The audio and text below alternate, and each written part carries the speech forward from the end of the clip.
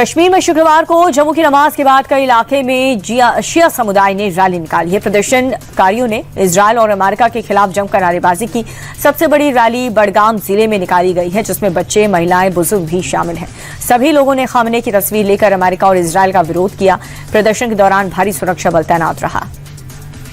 हैदराबाद में चार मीनार के सामने अमेरिका और इजरायल के खिलाफ बड़ा प्रदर्शन हुआ और ये प्रोटेस्ट कांग्रेस नेता राशिद खान की अगुवाई में किया गया। शुक्रवार को जुमे की नमाज के बाद प्रदर्शनकारियों ने इजरायल अमेरिका के खिलाफ जमकर नारेबाजी की। इस दौरान लोगों ने आयतुल्लाह अली खामनेई के पोस्टर भी लहराए। नीतीश कुमार के बेटे निशांत की एक्टिव पॉलिटिक्स में एंट्री कंफर्म हो चुकी है। 8 मार्च को निशांत कुमार जेडीयू की सदस्यता लेंगे और इसी कड़ी में नीतीश कुमार के जेडीयू विधान पार्षद सांसदों के साथ बैठक की। सीनियर नेता सांसद संजय झा ने जानकारी दी है कि मीटिंग में निशांत को पार्टी में लाने की मांग का सभी ने समर्थन किया। बैठक के दौरान नीतीश कुमार ने कहा कि सरकार के कामकाज पर नजर रखेंगे। निशांत कुमार को बिहार सरकार में डिप्टी सीएम बनाया जा सकता है। बीजेपी और कांग्रेस ने अपने अपने लोकसभा सांसदों को व्हीप जारी किया। दोनों पार्टियों ने अपने अपने सांसदों को 9 से 11 मार्च तक सदन में रहने के निर्देश दिए। बताया जा रहा है कि विपक्ष को लोकसभा स्पीकर के खिलाफ दिए गए प्रस्ताव पर चर्चा हो सकती है। दरअसल विपक्ष ने नोटिस में स्पीकर ओम बिरला पर भेदभाव करने का आरोप लगाया, जिसके जवाब में ओम बिरला ने फैसला किया था कि अविश्वास प्रस्ताव के निपटारे तक वो सदन की कार्रवाई में हिस्सा नहीं लेंगे। पश्चिम बंगाल की सीएम ममता बनर्जी ने वोटर लिस्ट से कथित तौर पर मनमाने ढंग से नाम हटाए जाने का विरोध धरना शुरू किया। इस कदम से टीएमसी और चुनाव आयोग के बीच टकराव और बढ़ गया। कोलकाता में एक मेट्रो स्टेशन के पास धरना शुरू करते हुए ममता ने बीजेपी और चुनाव आयोग पर बंगाली मतदाताओं को मताधिकार से वंचित करने का आरोप लगाया। साथ ही उन्हें बेनकाब करने की कसम भी खाई।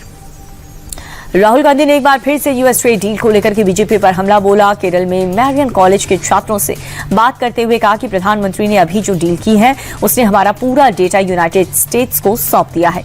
इसके साथ ही राहुल ने एआई को लेकर के कहा कि भारत एआई में सफल नहीं है। साथ ही राहुल गांधी ने मिडिल ईस्ट में जंग को लेकर के कहा कि युद्ध का असर सीधे भारत पर पड़ रहा है। तेल की कीमतें बढ़ने वाली हैं, इकोनॉमी भी स्लो हो जाएगी। महाराष्ट्र के सीएम देवेंद्र फडणवीस ने बजट पेश करते हुए किसानों के लिए एक बड़ा ऐलान किया। सीएम फडणवीस ने अहिल्याबाई होलकर शेतकारी कर्ज माफी योजना शुरू करने की घोषणा की। सीएम ने ऐलान किया है कि योजना के तहत किसानों का 2 लाख रुपए तक कर्ज माफ किया जाएगा। साथ ही जो किसान अपना कर्ज नियमित रूप से चुकाते हैं उन्हें 50,000 रुपए की प्रोत्साहन राशि भी दी जाएगी। यूपीएससी ने सिविल सर्विस परीक्षा 2025 का फाइनल रिजल्ट जारी कर दिया है। राजस्थान के कोटा के अनुज अग्निहोत्री ने ऑल इंडिया टॉप किया। टॉप 10 में 3 लड़कियां शामिल हैं। 958 कैंडिडेट्स अलग अलग सर्विसेज के लिए क्वालिफाई हुए। 958 उम्मीदवारों ने 317 general category, 104 EWS, 306 OBC, 158 SC और 73 एसटी वर्ग के हैं। आंध्र प्रदेश सरकार छोटे बच्चों के सोशल मीडिया इस्तेमाल पर रोक लगाने जा रहे हैं। सीएम चंद्रबाबू नायडू ने विधानसभा में कहा कि 13 साल से कम उम्र के बच्चों के सोशल मीडिया इस्तेमाल पर रोक लगाने की तैयारी चल रही है।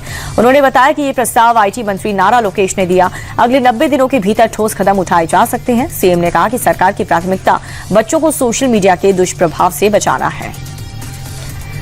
दिल्ली के उत्तम नगर में तरुण की मौत के बाद से लोगों में आक्रोश बढ़ता जा रहा है। गुस्साए लोगों ने आरोपियों के घर के बाहर खड़ी एक गाड़ी को आग के हवाले कर दिया और सख्त कार्रवाई की मांग की है। हालात को देखते हुए पैरामिलिट्री तैनात की गई। बता दें कि होली के दिन रंग की छींटें लगने से विशेष समुदाय के लोगों ने घर में घुसकर मारपीट की थी, जिसमें तरुण नाम की लड़की की मौत हो गई, जिसके बाद से इलाके में हालात तनावपूर्ण बने हुए हैं।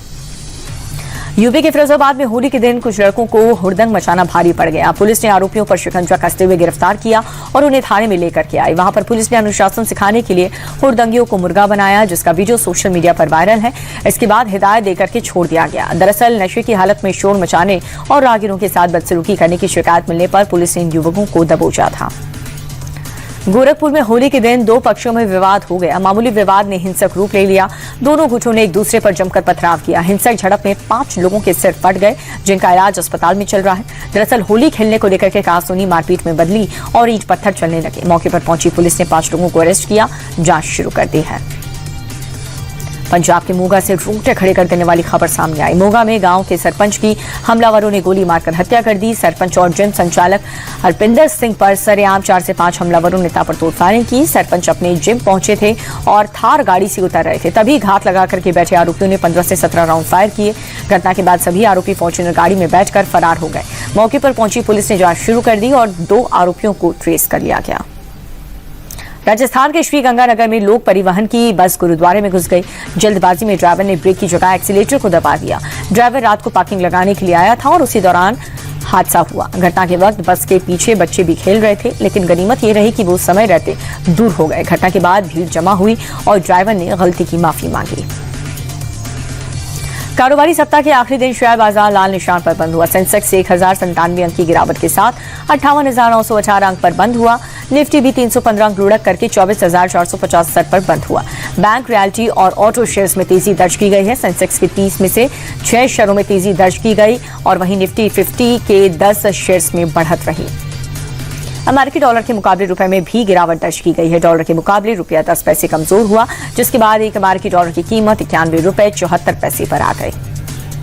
मिडिल ईस्ट में तनाव के चलते सोने चांदी के दाम में तेजी रही। 24 कैरेट सोने का दाम 1,243 की दर्ज किया गया, जिसके बाद 10 ग्राम सोने का भाव 1,60,990 रुपए पहुंच गया और वहीं दूसरी ओर चांदी के दाम में 3,803 रुपए की बढ़ोतरी हुई, जिसके बाद 1 किलो चांदी का भाव 2,65,817 रुपए हो गया। बीते महीने फरवरी में वाहनों की बम्पर बिक्री हुई। कार, दोपहिया समेत सभी तरह के वाहनों की ताबड़तोड़ बिक्री हुई।